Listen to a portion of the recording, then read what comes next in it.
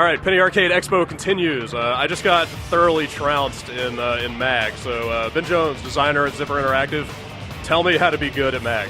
Well, I think the best way to be good at MAG is to play with your team. I mean, we've got squad leaders in every squad giving you direction, trying to show you the way. You know, like you can see right here, we've got a squad leader who's trying to push you through, focus you on your objectives, show you what to do, and give you incentive to do so, right? So if he tags your objective and you go and kill a guy in the area, or you take out that objective, you're getting double the experience points. So it's best to just follow your leader's orders at first, kind of get a feel for yourself, and then once you progress through the skill tree, start working at higher levels, you'll get even better. So my biggest concern in looking at this game and then the enormous player count is that you have 256 people, 128 per team, but then you divide that into smaller groups and then you subdivide those into even smaller groups. Right.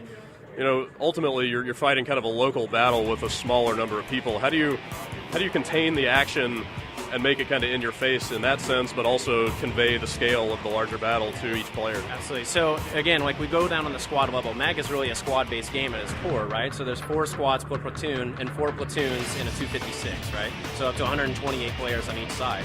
Each platoon, if you imagine kind of like a D-pad, is broken down with 64 players in each platoon, all kind of converging into one central area once they knock out their outer objectives and activate their forward spawns. That's when it's really get chaotic. But you have a lot of different ways to play it. The outer sides are really strategic. You can play as a lone wolf, do what you want, work with your team to create flanking routes and move through different areas, and everybody converges at the end into one massive battle.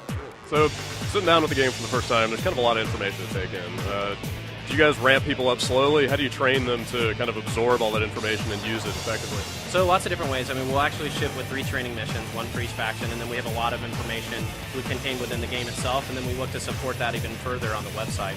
But moving forward, I think the best way to learn and kind of take in all the information is to progress through the different game types. Right? We've got sabotage, acquisition, and domination. 64, 128, and 256 players each. Right? So you can come into a smaller sabotage mission with only 3 objectives. Work with a smaller group of people and kind of build yourself up, and then once you're comfortable, you can move into a 256 player battle and feel really good about it. So you mentioned the beta's going on, obviously. It's been going on for a couple weeks now, I guess. How's it been going so far? I mean, what's the response been? Have you guys made any tweaks based on feedback or anything like that? Yeah, absolutely. Well, we're constantly making tweaks based on feedback, but the response has actually been overwhelmingly positive. I think people are really happy to see that we've got great stability with the servers, and we're listening to their feedback and pushing out new iterations every couple of weeks to address their concerns. How can people get into the beta? Well, you can get into the beta here in the next couple of weeks by subscribing to Core for the year, and then after that, we're going to see how it gets in. We'll probably push it out to the masses, get as many people in as possible, because it's such a big game. We want to make sure it's thoroughly tested. So obviously you guys kind of built your pedigree on SOCOM.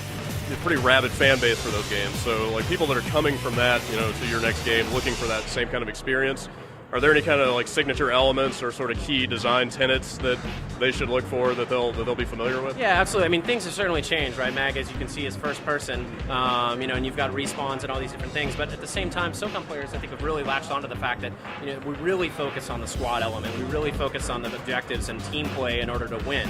So, we've seen that they've come in and really enjoyed that aspect. And my favorite part of MAG is that you can play it any way you want. If you want to play as a team, if you want to play it SOCOM style, you can do that. If you want to play it as a run and gun shooter, it's your choice. Either way. So, how much do you have left to do before the game's out? We're running down to the end here, a couple more weeks, but then, we've got a pretty thorough beta planned out, so we want to make sure we've got everything ironed out. We've made all the tweaks before we go live, and it's ready to go on January 26th. Very nice. I didn't even have to ask when it's coming out, just like a pro. All right, thanks for your time. Absolutely, thank you.